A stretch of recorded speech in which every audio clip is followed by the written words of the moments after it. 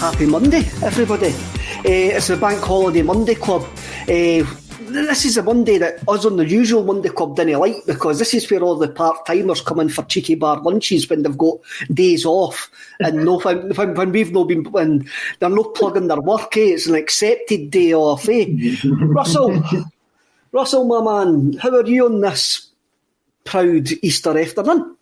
I'm good, mate. I'm very well. I think it was all in all, it was a good weekend. I thoroughly enjoyed the Saturday shows. I think Saturday nights definitely went down a storm with the viewers as well. I thought it worked. I thought that even though there was 5 contributors, I thought Paul did a good job of getting us all our wee tuppence worth in, especially in the half-time broadcast, and there was only 15 minutes to get through 5 folk.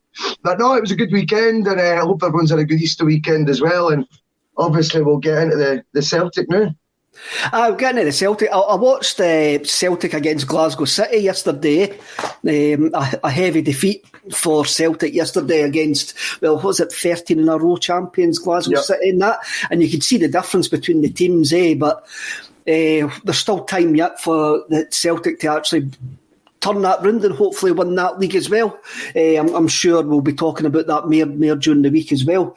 Now, we wake up this morning, and after the rumours last week, we all thought we were going to get an announcement on a manager tomorrow. But it looks like we're going to get an announcement about Dom Mackay, as we're going to christen him. Hiya, Dom, if you're watching. Who could arrive as early as tomorrow and to get the project restart fired up. Now there's two different threads to this story. It's either it's going to be a double announcement tomorrow morning. It'll be Dom Mackay and Eddie Howe, or his first job is going to try to be to get Eddie Howe through the door. The Eddie Howe deal done. What's your thoughts on this development overnight? I think we've obviously, it's been discussed on every single axon the past few weeks. And obviously Laura had me panicking on Saturday when we started going through just how many players she thinks needs replaced in the squad. The rebuild is absolutely massive, is what I'm trying to say here. I don't believe that between Dom Mackay arriving when he's meant to be, or what he was originally scheduled for, and that first Champions League qualifier is anywhere near enough time, Kev, when you consider how grand a scale we need to be doing this rebuild at. I think it's been over sort of magnified is the word when you look at the fact that it's not only a manager change that's happening, and we do feel we're close to that now, but you're looking at Scott Brown's news a couple of weeks ago, the captain's leaving. You're looking at the head of recruitment, Nick Hammond, or football operations, whatever his title was, he's going as well. I just wonder, I know what you're hinting at there is Dom Mackay in to get the Howe deal over the line. I'd be pretty concerned if they're needing that to be the case, like him to get it over the line. I think whatever Eddie Howe's been sort of after in these negotiations, Celtic should be delivering on that. It doesn't take an idiot to realise we're in desperate need of a top drawer manager, and he's as good as we could get out there, you know what I mean? So I think I wouldn't be surprised if both are announced this week. I think it feels like the wheels are very much in motion on the Howe deal. And last night's, as much as it came as a surprise, I think you take a step back and you look at just how big a rebuild job is required and how much work needs to be done. The Six Nations are now out the way, and you come, big man, do you know what I mean? Truthfully, for myself, I would rather it would be the director of football or how it's getting announced tomorrow, because for me, the chief executive should be nothing to do with the football side of things. I didn't want, as soon as Dom Mackay comes in, I didn't want to hear him. Apart from the first couple of weeks, I didn't want to hear him being linked with anything to do with players, football, whatsoever.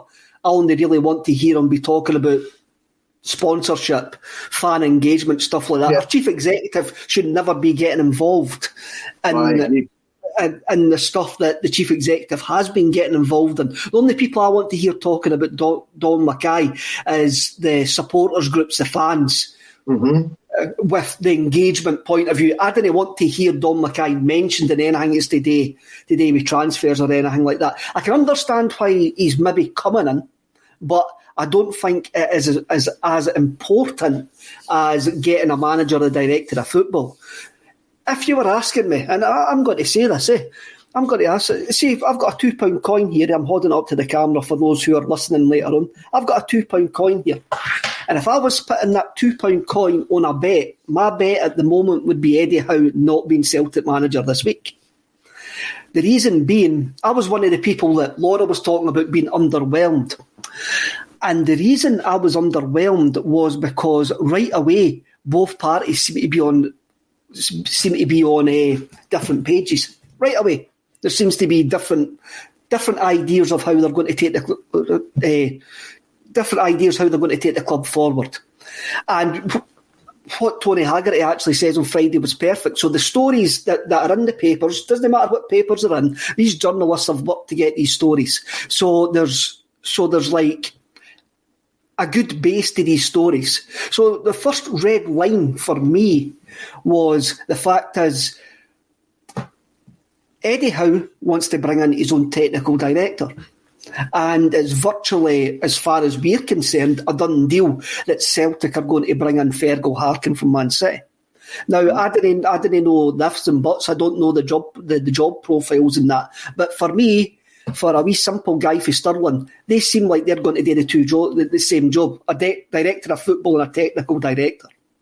You've then got the scout, seemingly Mark Burchell, going to come in. And already one of the stuff that's been leaked as well, that Fergal Harkin wants full control of the scouting department. So right away, Eddie Howe's gone, I didn't want this guy coming in as director of football, or as it seems, as the rumours seem, it's coming in and going, I don't want this guy, I want my own guy in, and I want another guy to come in and deal with the scouting. You've then got the rumour that he's quite happy to keep John Kennedy and Gavin Strachan, couldn't remember his name there. And I'm going, why would you want to come in and keep your own coaching staff? For me, it's like we've went to the car showroom and we're going to pay £70,000 for a top of the range Range Rover. Then we drive it straight out the showroom, across the road, into Home Bargains to get the mats for it. That's what it seems like we're doing for the outset. If Eddie Howe is your man, you've got to let him control who he's going to bring in. What's your thoughts on that? Yeah, I think you make some valid points, Kev. I mean, I think you've got to remember as well, the order that we wanted this process to be done was that we approached the director of football first and then we went for the manager. And perhaps, that's the right way to do it. Perhaps it's not. The difference being, I think Eddie Howe is such a big catch, and we've not actually got the director of football as such hired yet. Is he right to be, pushing one of his own forward for the role? Is he quite entitled to do that? I think he probably is. I don't necessarily mean disagreements or different ideas need to mean conflict. I wouldn't go too far into that road as of yet. I don't think, it may well just be this is what happens when you've got two clever, intelligent, different mindsets on something or different ideas. They need to be debated and need to be ironed out. As for the coaching staff one, though, I've got to agree there.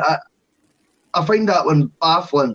I think if Eddie Howe had got the job when Neil Lennon got the job, we might have been more understanding to it.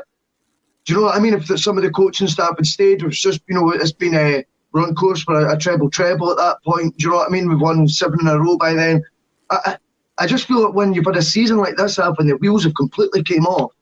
And from 19 set plays, I think we've conceded goals from, and all that. All these sort of wee different aspects of it from the fitness, players looking like, second half they fade away, from the shape being 3 number 10s in the formation and things like that, one up top at home to Falkirk. I feel for me, in a season that's been a complete disaster, you really do want a clearing of the decks, do you know what I mean, in the coaching sort of side of things. And if that means someone like John Kennedy's unlucky on that front, so be it. Just sometimes life can be like that, do you know what I mean? Life can be tough, and sometimes John Kennedy might be going, look, I was there for 6 title wins, one bad season and you're getting rid of me. Sometimes that's just what's required, though. I am a wee bit concerned as to why both Gavin Strachan and John Kennedy would be kept on after the season that we've had, especially when you're looking at Eddie Howe bringing in Richard Hughes as opposed to and pushing back in the Fergal Harkin one. I get that more because Richard Hughes is someone he's worked with at length at Bournemouth. I think they played together as well as working in an off-field capacity together. Whereas you're looking at these two coaches, didn't know them from Adam. They've been as part of the problem. They've been a big part of the problem, whether we like it or not, and whether Kennedy's came over very well in his interviews, and I actually think he has, to be fair to him. I think he spoke really well. He seems like a smart football man. He's got a good demeanour about him. But at the end of the day, he is labelled with what has been losing the 10, and not just losing it by a country mile. I was surprised at that story, but then again, you need to ask: is that based on any real fact? Is it just rumour? I don't know. Well, we'll have to say it's rumour just now. Gary Miller comes in for Facebook. These rumours are purely press generated. They were running with Keane last week. Well, that was maybe our fault, actually. They were running with Keane.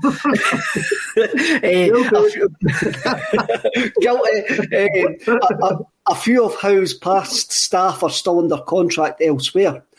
I'm going to go back to what Anthony Haggerty says on Friday. And Anthony Haggerty knows more about the press than what me and Russell do, sitting here blaring rubbish on a Monday. He knows that the press wouldn't have run with these stories if they hadn't got them verified from numerous sources. So we have to say that, yes, we have to say that there's some basis in these rumours, and there doesn't seem to be an awful lot of guesswork.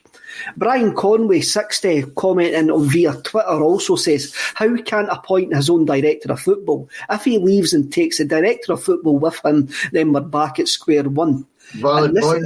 That is a very valid point, and this is where I'm getting that we're on different pages right away.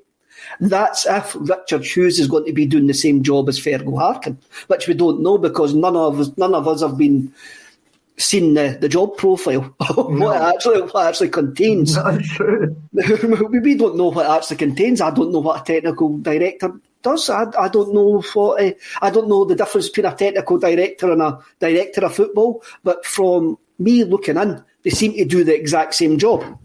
When you look at other clubs, I mean, people could say maybe Hughes and Harkin can work together. Is that you just setting yourself up for conflict there because you've got two guys basically doing the same job in the football club? Celtic have tried to control who they're going to appoint, and they've done this for years. They've done the fitting the jigsaw together for years. What was it? John Paul called it Cilla Black. We've been doing the blind date for years, setting people up, and it hasn't worked. Maybe we should have tried Paddy McGuinness rather than Cilla Black. But it's quite obvious that Howe's got his own mind, and that's what we wanted. That was one of the reasons that we gave Neil Lennon a bit of a hard time as well. So he's came in and he says, I want these guarantees. So for me, if I'm just throwing it wildly out there, when I saw this morning that it looks like tomorrow Don Mackay's arrival is going to be announced to the stock exchange between 7:30 and 8 o'clock, I was going, well, is this to try and get Howe through the door? Has he already got to come in and do a salvage operation to bring it in, or am I going to look foolish at 7:45 tomorrow morning when both of them are announced? I'm going to be all right then. But we don't know at this point. We really don't know at this point. The only one that's probably guaranteed at this point is Don Mackay coming in tomorrow. Yeah, I mean, I think as well, there's two angles to that. It might just be an insistence, on Howe's part, whilst he's making demands that he wants to work with the new CEO from the get-go, as opposed to, for the first, if he's taken over the now, working with someone else who's not going to be there. It might well be that's one of his other stipulations. We just don't know.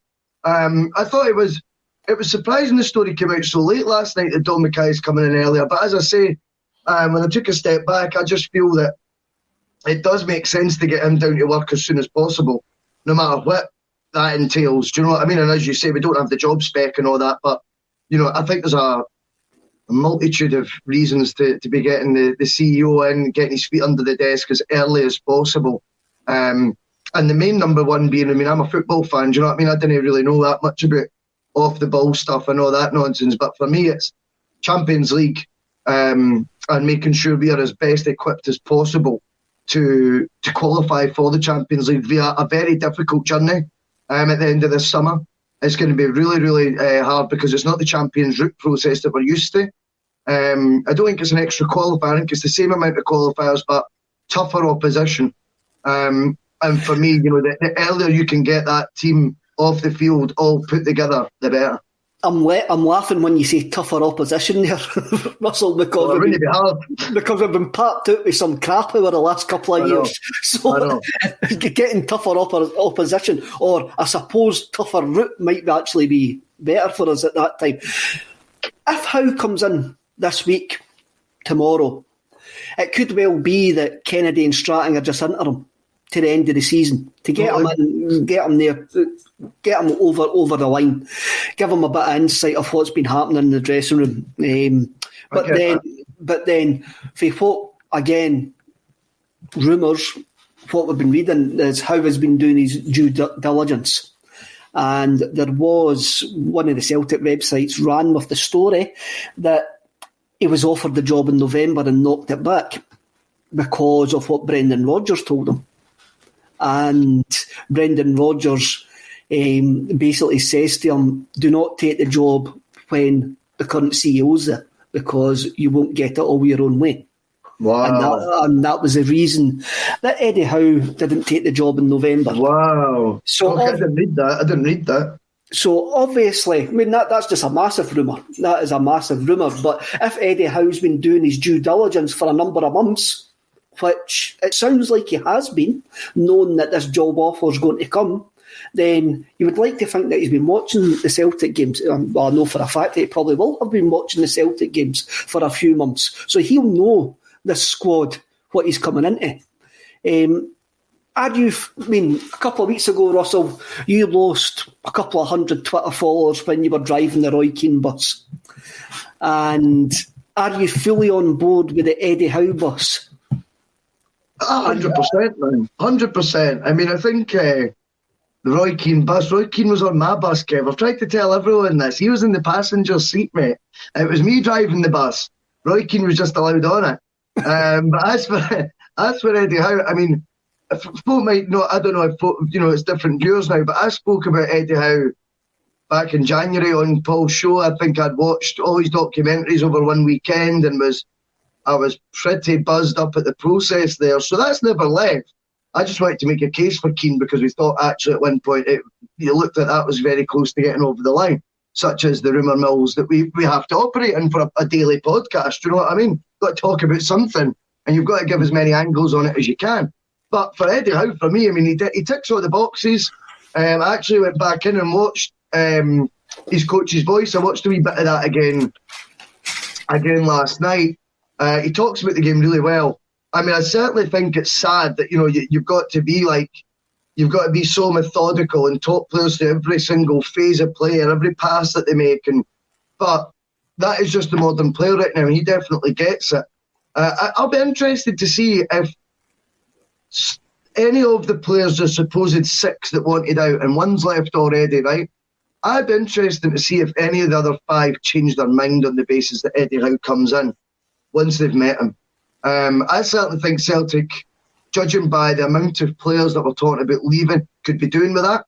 I think he should be identifying those he thinks are trying to make moves to the exit door, find out the reasons why, and analyse whether there's any possibility of them staying or extending their stay if they've only got a year left, because there's no point in keeping them if they've only got a year left. Find out if there's any reasons of extending, and let Eddie Howe kind of be the key selling point for the players. Let him tell them his vision for the club, because he quite clearly gets boards of directors excited. As Tony Haggett was talking about, this guy has been heavily high up on the shortlist for the England job for numerous years now. Arsenal looked at him, things like that. This guy is an impressive character by all accounts. And as I say, I only have my experiences from watching his interviews on the YouTube videos, -17 and the Coach's Voice, 2 things he's done. And he is impressive. And I would just give him the room with the player and the agent, or just the player preferably, and let him sell his vision for Celtic over the next 3, 4, 5 years or whatever, and see if we can get any of these guys to change their mind. That could be quite an interesting one. I wanted to ask you, do you think he would come in straight away this season? Or do you think he would be announced to start his job at the end of the season? And obviously he'll be doing all the off-field managerial stuff before the end of the campaign, but not actually in charge of the first 11. And do you think that's why Kennedy and Strachan might stay? I really don't know. That thought has been rattling about my head all weekend, going, would he come in right away or would he wait to the end of the season? Would he want linked with this disastrous season? Would he want any sort of... I mean, he would get an awful lot of leeway. If he comes in this week, he's going to get a lot of leeway from now to the end of the season. But the Celtic fans, because he's just coming in to oversee stuff. What would it do to the players? I mean, the players have chucked it. Basically, the players have chucked it for months. So you're talking about guys who might stay. I think it's very... Eddie's not going to stay. He's made up his mind. He's already looking for condos in Leicester. That's guaranteed, eh? Is there any other player? Ryan Christie stay? Would Ayer stay for another season? As you say, it depends if Howe can come in and have a word with him. But when it gets to June and he's coming in, it's then maybe a bit late to have that conversation with the players. And maybe that's what Celtic are realising now. Yeah. And they're going to try and get whoever it is in before the end of the season, full well that us as a support are intelligent enough to actually not blame him for the absolute snowstorm that has been this season. But then again, the guy might want to step back. The guy might want to have a look from the outside and keep an outsider's view rather than going in. But I've watched a couple of things that you've watched, and that I've watched a few of the videos that you mentioned, the documentaries and that stuff. I would see Howe wanting to get in. If he didn't want to take the job in November, if he gets certain guarantees, I think he would want to get in before the end of the season and start bringing in a culture to the club from now until so he can have a decent run at pre-season. Because how many games we've got left? 5 games left, and hopefully numerous in the Scottish Cup. So he can come in and start having a look. Get his hands dirty. Come in and get his hands dirty. Then maybe make the decision on guys like Kennedy and Stratton in the close season. But I would really want him in. If he's going to come in, I can't see the point. He's announcing him coming in and I'm not coming in right away. I get you there. That's my long-winded answer, but I can see I can see both sides. I can actually see both sides. Aye, because it's one of those ones that you don't want them getting off to a negative start, and these players have done nothing this season, Kev, to make you think that they're just suddenly going to have a turn of form in the big occasion with obviously a certain cup draw that's been made now in 2 weeks as well.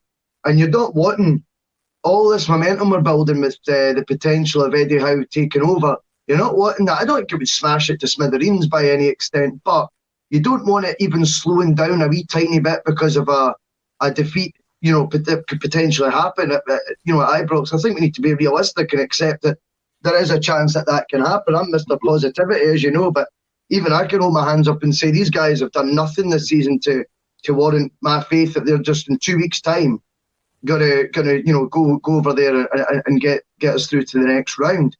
Now, that's not a good start for Eddie Howe if that was the case. I don't think you would get too much of the flack don't get me wrong, but it's still just whatever. It does slow down the momentum, whether you like it or not. It makes the other games seem like total dead rubbers as well. Whereas if we was to go there and win, suddenly the league games take on a greater importance because it's players vying for their spot in the latter cup rounds as well. Do you know what I mean? And it all just spices it up a wee bit again. My worry is, though, if he doesn't take over, right, if he doesn't get his hands dirty, as you say, he could look a bit cowardly. And it could be like, if say, we did go out in the cup or whatever, well, what's he doing up in the stands? Do you know what I mean? When he could have been there, he could have got us something different. So it's a bit of a double-edged sword right now. Personally, I would rather see just, if fans can be level-headed enough not to panic if it doesn't pan out the rest of the season perfectly, do you know what I mean? Not to start making silly judgments and starting to worry a bit too much and start putting too much doubt in this guy. If you can get the fans all on board and be level-headed about it as a huge majority, then I would suggest, that if we think we can get him in, get him in. It's what we call the dead cat bounce. If you bring him in and he lifts the training to a higher level than what it's been, because me and you have been quite honest, we think the players are coasting through now at the end of the season. We think the players are.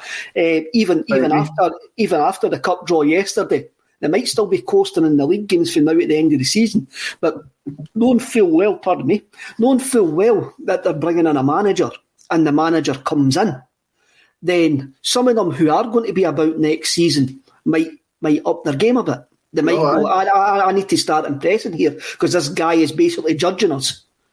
This guy is on the training ground now judging us, now having a look at us. And it could well be that it's just in an overseeing capacity, whereas for the first couple of weeks, Kennedy and Stratton are still basically in charge, but Howe's in the background.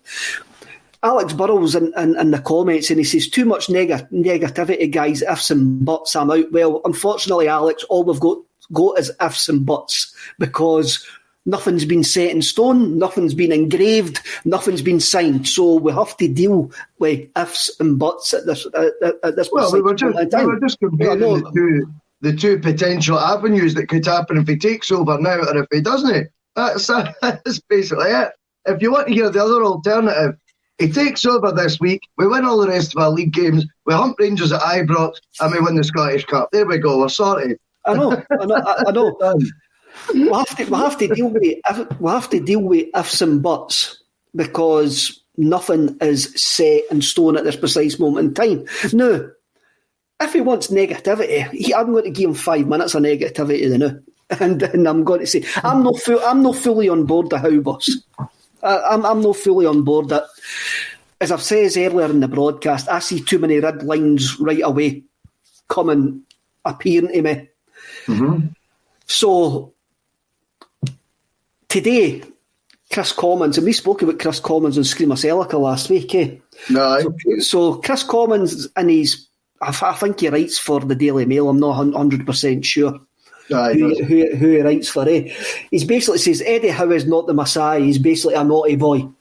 And what he does is he compares Eddie Howe to, what's his name? Brendan Rodgers. I couldn't even remember Brendan Rodgers' name there, man. He compares Howe to Brendan Rodgers. And for me, he makes a decent point, and this is one of my red lines that I had flashing up. I think Brendan Rodgers had a better CV than Eddie Howe because of the clubs that he's worked with. Brendan Rodgers was the manager of Liverpool, for God's sake. Yeah. Brendan Rodgers knew how to handle a big club. And this is no disrespect to Bournemouth, but even Eddie Howe would actually admit that Bournemouth is not Celtic Football Club. It's not Celtic Football Club. Eddie Howe is going to become under a scrutiny that he's never known has actually existed. He's going to come into a club where the demands are far, far bigger than what he's ever experienced in Bournemouth. He's never managed a European game either. I've got a lot of red lines about Eddie Howe, but he does tick a lot of my boxes. He's young. He's got a habit of developing young players. He's a progressive coach, But the third one it doesn't tick is the European box. The European box is still an unknown for me. But I'm not going to go back on what I says and what I put in that WhatsApp group chat. I fear Tony Mowbray. I see Tony Mowbray in him. And that is my gut instinct. My gut instinct is I see Tony Mowbray. And I can't shake it. And really? And I can't shake it just now until I see his interview or see him there. I get what you mean. I think the one thing that's often overlooked, sometimes having a bad spell can be good as well. And I think the Burnley spell will have stood him in good stead. He actually went back to Bournemouth and was an even better manager when he went back to Bournemouth for that sort of difficult spell that he had there. I think it was 18 months, 20 months he was there or something. I think having negative experience in your CV was important for Brendan Rodgers as well. I think when you look at the Premier League record, though, I think you're right in the sense that being in charge of Liverpool undoubtedly, Kev, gives you insight into what it's like at the big boys table, right? So he knows what demands are of fans when it's winning every game. He knows what crazy scrutiny is like. Do you know what I mean? He knows what it's like to have all the media looking at your every wrong move as well as your every right move and things like that. And you don't get the same at Bournemouth. But you've got to look at the numbers as well. 545 games this guy's been in charge of now at all levels of football. That is an astonishing amount of games for 43 years old. And that does give you a lot of experience in different types of situation. One of them being falling out of the whole Football League as a whole because they were on minus points when he took over. That's an incredible amount of pressure to be under for your first managerial job as well. He dealt with it. In fact, he absolutely blew it out the park. I think they're keeping them in the Premier League splashed with a ninth place finish as well. 5 seasons in there with Bournemouth, who have less season ticket holders than Aberdeen. Again, different type of pressure because obviously the remit is just to stay up. So I get that. Do you know what I mean? He's not getting hounded if he loses 3-0 to Manchester United or something like that, Old Trafford. Nobody cares really. Do you know what I mean? Whereas you don't get that at Celtic. However, you look at Celtic's record in Europe, and it's very interesting to bring up the fact he's not got any European pedigree. But he never had a Premier League pedigree when he took Bournemouth in there for 5 years. Never managed a Premier League game in his life. And I wonder if he could look at Celtic as being Bournemouth in the Champions League. But like Celtic in the Champions League to what Bournemouth were going into the Premier League, knowing that we're rank outsiders, because I'm really sorry if folk get offended by that. That is how it is. I mean, Celtic now have fallen miles away from the big table in Europe because of abject performances in the qualifiers. But I wonder if he thinks the underdog card in Europe might be quite akin to what he achieved in the Premier League with Bournemouth. And if that's the case, then we're in for one hell of a 5-year spell because, it may well work like that. And sometimes it's good that if he's never been in Europe before, he's going to stick to his guns. He's going to play the only way he knows how. See what I did there? And I didn't mean that. And I think that could be a good thing. It could be quite exciting watching him in Europe and seeing how he does. Right. What I'm pointing out is the red lines that I've got. Sure. The red lines that I've got there. And I would have massive red lines with Roy Keane. I would have massive red lines with everybody apart Rafa Benitez, truthfully. And I will be truthful with that. And it's out of all the candidates that are there, Eddie Howe by far is the best candidate out there. And I'm not going to disagree with anybody. I'm not going to disagree with that. But for me, he's not the same level as Brendan Rodgers was when Brendan Rodgers came here. Brendan Rodgers had more experience dealing with the ins and outs of a big club. Sure. But it's not Brendan Rodgers we're hiring either. No, it's not. Brendan Rodgers type's not available. Brendan Rodgers type's not available to come to us. So all the runners and riders who were available, Howe was by far the outstanding candidate. And therefore, we have to get just as excited, Kev, about that, because that is still the equivalent of Rodgers in the sense that it's the number one candidate available to us and we're going to get him. That, for me, creates the same level of excitement within me as what getting Rodgers was, albeit, I take your point, Rodgers' CV probably does slightly shade it, But there's arguments for and against that as well, which I've heard. Aye, I mean, it's, as I says, Howe ticks an awful lot of the boxes. He ticks an awful lot of the boxes for me. But again, I have got Kashmir Mega Elixir comes in, red flags. I'm going to stick with red lines because I've been saying because I've been saying it now for 15 minutes. So I didn't know what to say, and I thought maybe red lines was a saying I'd never heard of. I'm going to stick with red lines, man. May as well continue being contrarian, but I think I'm right to bring up my doubts. I brought up my doubts about Neil Lennon as soon as he was appointed, and I'm going to bring up my doubts about Howe as soon as he's appointed. That doesn't mean to say that I'm not going to fully back him if he does get the gig. I want him to actually be really, really successful, and I'm very glad that the board seem to have pushed the boat out and at least spoke to him. And it looks like he is the number one candidate for the job. And if all goes well, tomorrow morning he will be Celtic manager, whether it is at the start of the season or the end of this season or the start of next season, he will be. And I will fully back him up. He seems like a great development coach. There's been some comments come in that he says he never brought a youth player through at Bournemouth. I can't check that out. But for me, he's a progressive young coach is what I wanted for Celtic. But that's not to say, even if we were bringing in a Jesse Marsh or somebody like that, or a Jody Marsh or whatever his name is, I would still have red lines. I would still have doubts about... What I'm trying to say is, with my gut instinct, right? My gut instinct, when we announced Brendan Rodgers, I was up there. I was completely stealing, going, this is going to be a success. I'm 100% know this is going to be a success. With Eddie Howe, I haven't got that feeling. I am underwhelmed at this precise moment in time, and he doesn't need to win me over. He's not going to care about me. I can hee-haw about football. I know nothing about football. He doesn't need to win me over. But I'm just really, really interested to actually see what he's going to bring to Celtic if he's announced the manager. So, Kev, who's your number one choice? Benitez every day of the week. He would be my number one choice, would be Benitez. Of anybody on the list is extremely difficult. Of anybody that's on the bookmakers list, which is extremely obvious. I'm going to say Jack Ross for a laugh. No, I'm not. As I say, I think I've made it quite clear who's outstanding candidate on the list. Where doors going? Oh, here we go. I'm getting left. I thought it was Jack Ross. Well, basically Jack Ross. When I says Jack Ross, I thought we were going to go the cheap option based on whatever was going through my head at that time.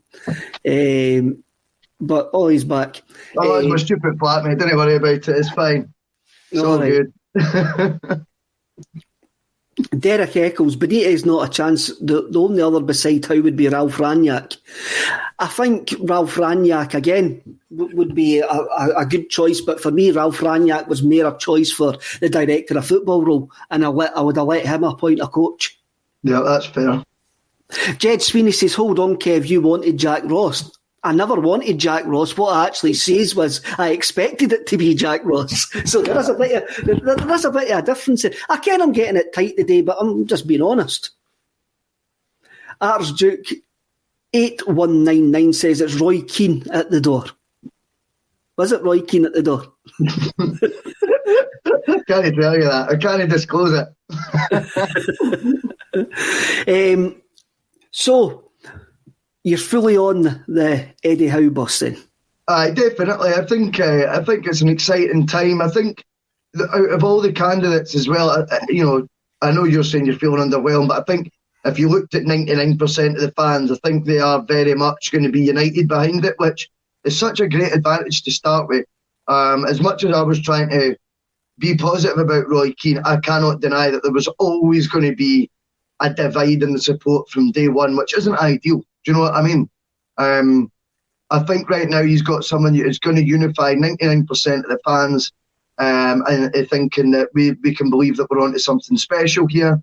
I think he's going to totally get the Celtic thing. I think as well, one thing about his CV and Rodgers' CV, when you were making that comparison earlier, the one thing we knew about Brendan Rodgers' CV is he didn't hang about long.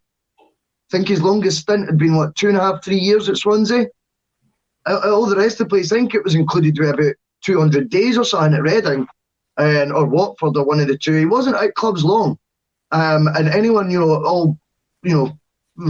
shocked and stunned that he was actually angling to get out after 2 seasons at Celtic hadn't done their homework, really, when you look at his CV. The one thing you would say about Howe is he gets described as a really short stint at Burnley. He actually was there about 20 months. I think it was 18 months, 20 months. Now, considering he was unhappy pretty much from day one because of other stuff going on in his life, he still obviously tried to stick that out. Do you know what I mean? He obviously still gave it as much as he possibly could. Now, he then goes back to Bournemouth and is there for a further 6 seasons, 7 seasons? If not longer, I can't remember. I would like to think if he's went there with that sort of long-term project in mind, that could be really, really good for us as well. I appreciate if someone huge comes knocking on the door that, you can lose your manager, but that you run that risk with everyone that you appoint. Do you know what I mean? That's just a fact. I would like to think if he's coming in, he's impressing so much because he's comparing his Bournemouth spell. As I say, he wants to make Celtic in the Champions League what Bournemouth are like in the Premier League and actually compete. And he also is saying, when I come to a club, I'm going to completely take it all in. I'm going to stay here for a serious period of time, unless obviously you sack me in that point of time. Do you know what I mean? But yeah, I hope he's here for the long haul. Do you know what I mean? Because that would be a really good start. It would be a really good start, and I hope that within a year that he's getting touted for jobs, because if within a year he's getting touted for jobs, then he's done a job at Celtic. Exactly. That's the bottom line, and this is where we are in a transition period, and we are going to be, and I fucking can't talk today. We are in a transition period, right? And it's a mass. So if Howe comes in, what you've got to say is the board have ticked a lot of his boxes. The board have says, right, you're going to get X amount. We're going to do this. We're going to do that. So you're going to think that he's going to get the backing, and if he gets the full backing, then you've got to hope that he brings success.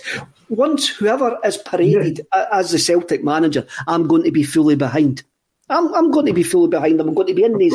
I'm going to be in the stands, like cheering them on, and they will get my full backing, and I will be extremely positive when I need to be. But at the moment, because of all the uncertainty, all the ifs and buts, I'm like, I've still got doubts. I really still have doubts. But I've got doubts about everybody on the list.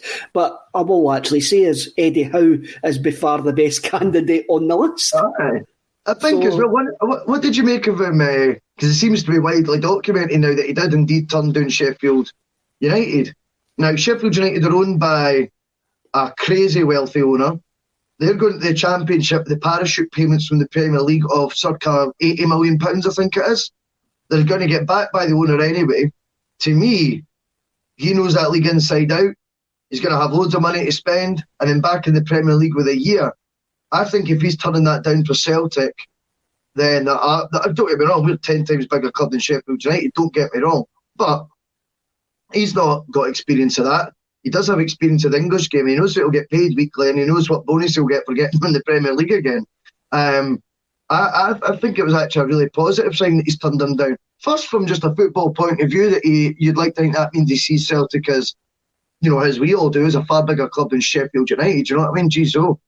But secondly, I would like to think that means that the Celtic package that's on offer, actually, as you just said there, is ticking these boxes that he's after being ticked, which suggests to me he will be back.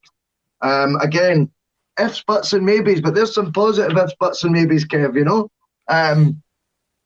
It could also be that he doesn't fancy another crack at the Championship. This is something new, exciting to him, and he knows everything that I've flagged up. He knows that himself, and he's going, I'm going to prove everybody wrong. I'm going to prove what's getting says about me. I want to have a go at Europe. I want to have a go at a team that dominates the ball. I want to play nice attacking football. I mean, well, let's have a look at this. If Howe is an utter success up here, he's a legend. It will be the greatest club that he's ever managed it, and it won't be the greatest club that he'll ever manage it if he is a success. So, who wouldn't want that job? And I've said that for months. I've said that for months, that the Celtic job is extremely attractive to any manager if they've got the right state of mind. And at what is looking like that Eddie Howe does have the right state of mind to actually take the Celtic job. And the Celtic board have done a great job selling it to him. Yep. 100%, I agree. I mean, that's two real positive signs as well. And it's not to dwell on the past, but you only need to look at the predecessor and how they were hired and how that all came about. And really, realistically, when you're saying it's an attractive job for any manager, how then could it have been Neil Lennon was the right guy for that when, quite clearly he is not this number one choice that we were just referring to there when talking about Rodgers and Howe. I mean, when you're bringing in Neil Lennon in between those two names, you think, where was that coming from? So I think it's fantastic to see that has been it has been a mistake. It's been made, but we're learning from it. That's a good thing, 100% a good thing. We're entering a new era. We've got new CEO potentially now coming in, it looks like on Tuesday, 3 months early. It looks like there'll be a new manager announced the next couple of weeks. And obviously we know there's either going to be a technical director, a director of football, or both. And all these signs for me are really positive. They're really positive, and we need to actually put this season behind us, and it looks like we are going to learn by the mistakes. I remember saying for the last 3 or 4 years, that our club's shambolically run, and they are shambolically run, and I think that's not now getting proved with the amount of restructuring that's going to happen within the next couple of months. That we realise it's time for change.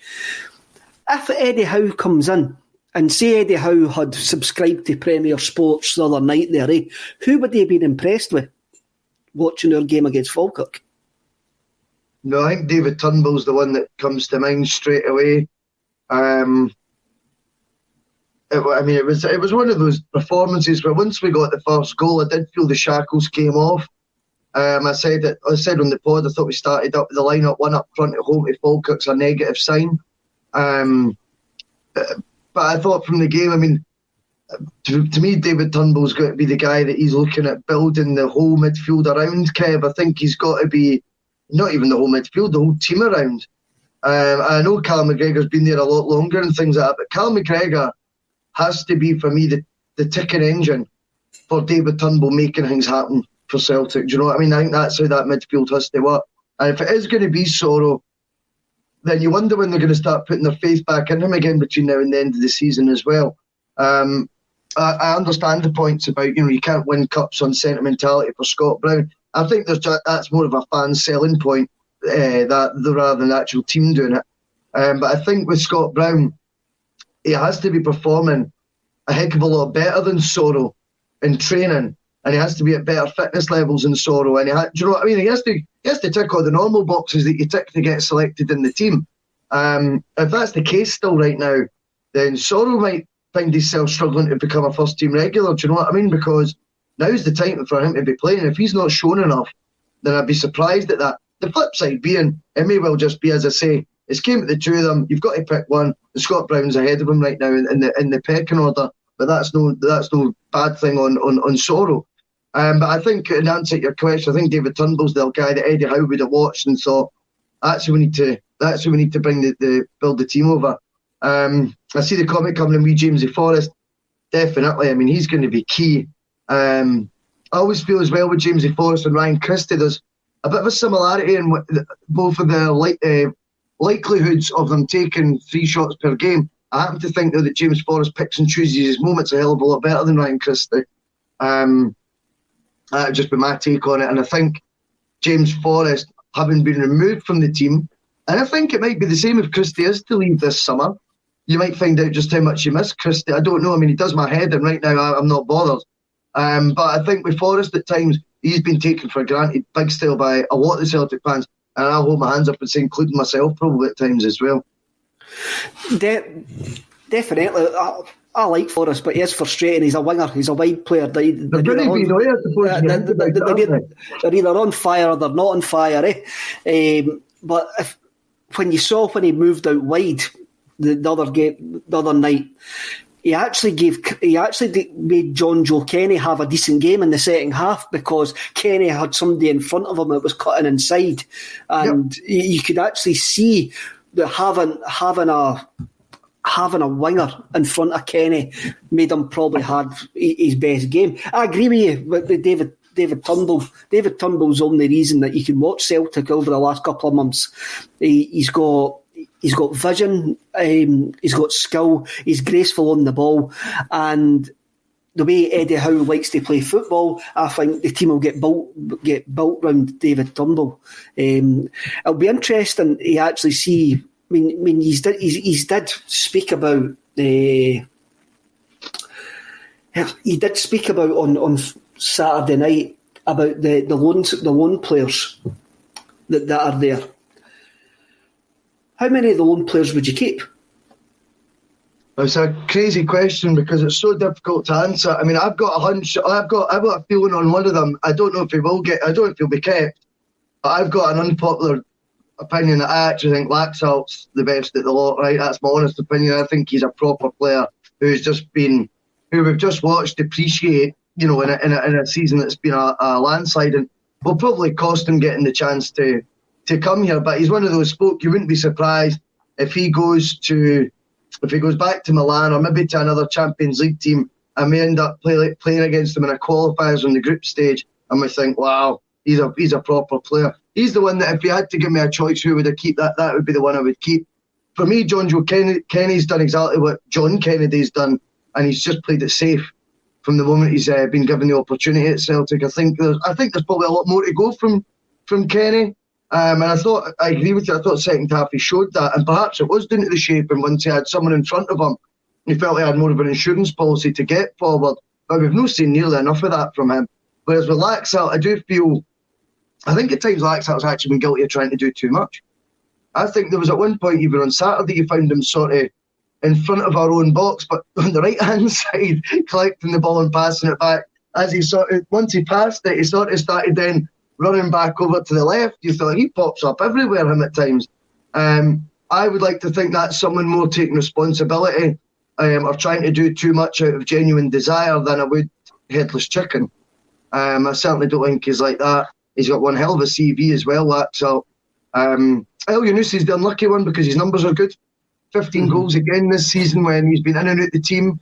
And as I've said before, I think he's been played, don't forget, in numerous positions over the 2 years he's been at Celtic. He's played as a striker, he's played in the hole, he's played as a false nine, he's played left wing. There's no doubts about that. He's probably played right wing at some point. I can't think off the top of my head when, but it wouldn't surprise you. And 15 goals is a good return on a side that struggled. There's no two ways about it. I just wonder, though, if with £5 million, I mean, realistically, what's Celtic's budget going to be this summer? Is any of these loan players, if they're all looking at around, they're going to cost the £5 million mark? Are any of them going to get such a chunkier transfer kitty used up on? I don't think so. I'm going to put this out there. I may as well have been absolutely brutal today, so I may as well put out another arrow to the moon, another arrow that'll probably burn as I try to hit the moon with it.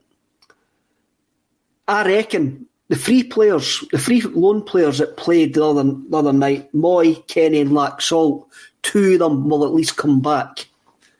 I probably agree Laxalt will be one of them. And again. Aye, and I think Moy will come back as well. I think we will sign Moy permanently. Okay. That's fair. I mean, it's fair. I do think we will. For the £5 million that's quoted, I think if Eddie Howe comes in, he'll have a look and go, Moy is worth that money, because he'll look at the analytics. He will look at the analytics and he will go, right, we're going to lose Eddie. Lee Griffiths doesn't look up to it. Aietti's going to need to has got a lot to prove. And are we really going to give away 15 goals when we're losing 21 goals? And we're going to bring in... I reckon Laxalt and Moy will still be Celtic players next season. Yeah, Laxalt, I think there's a good chance he would do another loan deal. I think Laxalt, actually, the vibe I get is he enjoys it. And one of the reasons for that, of course, was his infamous slip of the tongue last week when he'd said, about Eddie, Tuesday or something. He said Tuesday, we meet him on Tuesday. I don't know if the video was edited or whatever. It was. But you know what I loved about it? Was he's sitting there playing his game and he's doing his streaming live in a Celtic top. I thought that's brilliant. Do you know what I mean? That's, you never see that now. They're all, which fair enough, you wouldn't cut about in your overalls, you know what I mean, when you finished your work. It's his work gear. But I just thought, I wonder if he's actually maybe kind of a bit of a fan. And we've seen it, as we've discussed on Scream of Celica, sometimes folk just come in and get it, Kev. Do you know what I mean? And even though it's not been a successful season, I wonder, just seeing him sitting wearing the Celtic top to do his streaming, I thought, that's quality, big man, I like that. And maybe you are getting it. And I certainly believe that, there's no way you have the CV he does as a player if you're not good enough to play, SPL and be at a club like Celtic in Europe. No way. And I think he deserves out of everyone. As I say, it's not been through a lack of effort that he's not done well. He's not treated this like, in my opinion anyway, he has not treated this like, I'm from AC Milan, this is going to be a cakewalk. I think you look at him and you can't deny, he's had a few stinkers, absolutely, but never through a lack of effort and desire. And, that's all you can ask for sometimes when the team's playing so badly is, can you count on these guys to at least give their all? And I think it's refreshing that a loan signing from AC Milan, who's Uruguayan, no ties, no, Celtic mindedness that we all talk about. And yet for me, he's always got it and he's gave his all, albeit there has been poor performances in amongst the good ones. But if we feel we can get him on loan again next year, that would be a no-brainer, in my opinion. And the El Yunusi one, I think you make a great case for. I think you're right. When you look at the numbers, like I said, 15 goals, in a team that's not playing that well. How many games has he started? When I look at, you say he's played 40 games this season, 45 games. How many has he started? 21, 22 games? I don't know, 25. Not a lot. I mean, you start looking at that on, when you see the starts and then the appearances in brackets of subs and then the goals column next to it, those, it starts looking quite impressive. So that is an argument for Moy, definitely. And I take that on board. Glasgow Rebel comes into the comments via YouTube and says Laxalt will be part of the Ayer deal, I think. Again, that's a joined up way of thinking that if Ayer is going to go to AC Milan, then we might get Laxalt for Ayer, Laxalt plus some cash, which the way it might work. Sound logic, isn't it? I mean, I don't think it's. Obviously we've been talking about ifs, buts, and been criticised for that or whatever earlier, Kev, but I think you need to remember that comment coming in there is a perfect if and but comment, but that's what we've got to do. That's what we love chatting about football about. That's what makes football so easy to talk about, and there's definitely reasoning behind that comment that just came in there. I didn't catch their name, but there's definitely good reasoning behind that, because the one club Ayer's been mostly linked with this season is Milan. Now, that's who Laxalt's at. Would it worry you, though? So I'm taking your job here. I'm not. No. Hey, you're going to have it permanently after this podcast. No. My P45's in an email. I'm going to get announced to the stock exchange tomorrow morning that I've been removed from the Monday Club for talking pitch.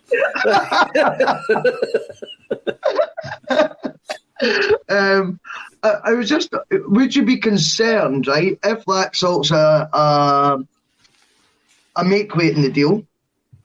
Would you be concerned if you then look at how much we sell Ayer for? And we're going to do this anyway, right? We're going to look at the value. We're going to analyse how much he goes to, say, if he does go, if he goes to Milan, we're going to say, did we get good bang for our buck there? My worry is on Laxalt's part, that if he is any part of this deal, we're going to go, oh, well, that's brought down the value of Ajer. Whereas we don't know the ins and outs of the negotiation. It might be, say it's 15 million euros, right? They've bid that and we say we want Laxalt for a year as well on top of it, and we get it. But my worry is the perception might be we could have got 20 million for him, but we've instead opted for Laxalt as a make weight in the deal on loan or something like that. Do you know what I mean? And it gets looked on as a negative valuation of the player. Do you know what I mean? What's going to... The market is absolutely dead, and the money that we were going to get for any of our players is no longer there. So the club will have a look at it. If they're going to get 8, 9, 10 million pound plus Laxalt for Ajer, they'll go, we're taking that deal for a player that we signed for 750 grand or something like that. Whatever we got him from Norway. So they're taking that deal because they're getting a player that they would have to spend 5, 6 million pound on. They don't need to outlay that money for a position that needs covered. So, and they're getting a Uruguayan international as well for that. So they're taking that deal. It's the same with Moy. They're getting a Norwegian internationalist who's done well in the 2 seasons that he's been here for £5 million. What they'll be looking at as well is what can you get for £5 million on the market. And they go, well, we've got a player who knows the city. He doesn't need a sat-nav, know his way around Glasgow. Has been here for 2 years and has actually gave us a decent return. So they might go, that's a decent deal as well. And I think, see, just with Moy as well, just to to go back to the James Forrest stuff, of course he's frustrated at times, but that's what these type of players are going to do. We had a brilliant chat about Samaras last Tuesday and how often he frustrated. But the fact is, we knew in the big games we were better for having him because he's capable of a goal. Our last big game, who was it that scored the header? It was El Yunusi who popped up in that game. Of course he's frustrated at other times, but I mean, your logic for the El Yunusi one definitely weighs up. I'm already willing to change my mind on that. Bring him in. Saw that. As producer Paul's put in the comments, 5 million is like a Yeti or a Barkas. So if that's what 5 million gets you, and you've got a deal to sign Moy for 5 million, who's been vastly more impressive than Ayeti and Barkas, then kind of like take it in. It's a no-brainer. It really is a no-brainer. I agree with that. Now, we've spoke about Eddie Howe. We've spoke about Dominic Mackay coming in. I've made an absolute arse of myself today, but here we go. I'm willing to take that on the chin. I'm willing to have a bad Monday, man. I'm willing to have a bad Monday. The draw yesterday sends us for a Glasgow derby. I'm just going to say that because I ken it annoys thousands and thousands of folk. So we've got a Glasgow derby at Ibrox in the next 2 weeks. Yep. Now, if we're going to make it 5 Scottish Cups in a row, is there any better place to actually go and confirm ourselves as favourites for the tournament?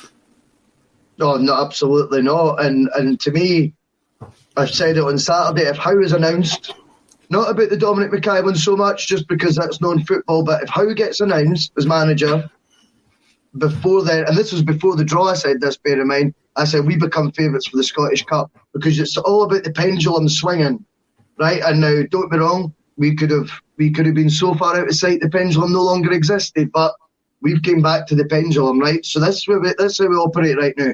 That pendulum's with them right now because we've had our worst season we could ever imagine ever. But imagine Eddie Howe's announced, right, with the season still there to be had for the Scottish Cup, right? We go there and beat them.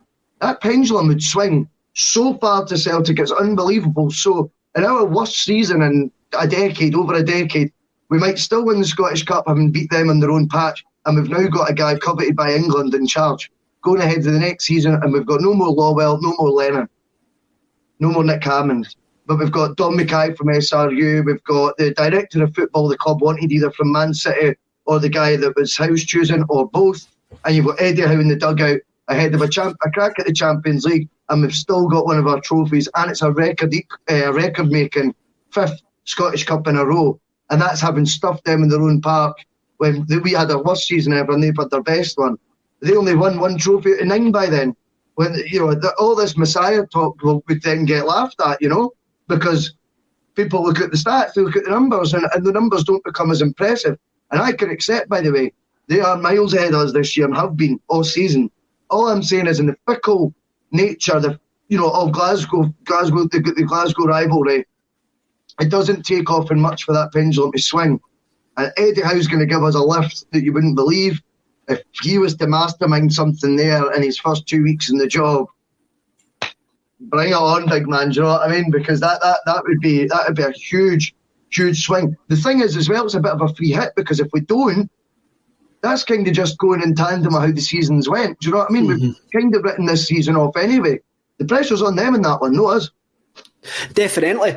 As you talk about the pendulum, and the pendulum has swung. The pressure's all on them to actually beat us. And when the draw came out yesterday, I kind of laughed, because I would take anybody. You always want a home draw in the Scottish Cup. You always want a home draw in any cup competition. But then you're going, stuff it. Let's go there. Let's go there and beat them. We've had our worst season in 20 years. Let's go. We've got nothing to lose. There's no pressures on us whatsoever. And I saw a lot of chat with players going, won it for Scott Brown, won it for us, won it for this and that. I'm like that. No, the players won't win it for us. They'll do what they want to do for themselves. And they might, appointing Eddie Howe might actually give us that buzz that we'd actually need to go to Ibrox and win that game. Go there and beat them, get it sorted. For me, that will be great. But as long as we didn't actually, just had a wee visitor there, poking a wee in. Go there and win. Sort it out. Let's go there and do it. I'm no fearing gone there. Why should I fear gone there? No. You're talking about a team of support who thinks it's great to set fireworks off in the daylight. Come on, let's go there and get them spanked. Let's get them sorted. Get them sorted out. Right, I've been too positive on that point. So, right, I think we'll call it a day there, Russell. Nice one, my man. And we'll see you all back here at 6:30 tomorrow night for Scream of Celica. Yes, right. Looking forward to it, my man.